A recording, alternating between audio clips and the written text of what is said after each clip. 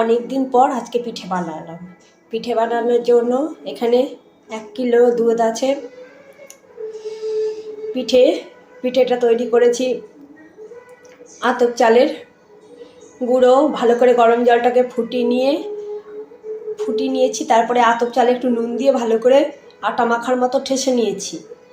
তারপরে লেচি কেটে কেটে পিঠে আকারে করে নিয়ে ভিতরে পুর দিয়েছি চাচির পুর দিয়ে পিঠেগুলোকে দুধে ফেলে দিয়েছি। খেজুর গুড় দিয়েছি, 5টা এলাচ থেতো করে দিয়েছি।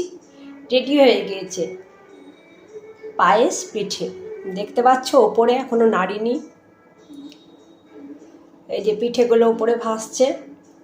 আশা করি সুসিদ্ধই হবে, কারণ এখনও তো কেউ খেয়ে দেখেনি। বাট খাবার কেউ নেই বাড়িতে আমি ছাড়া। অনেক দিন পর পিঠে করলাম।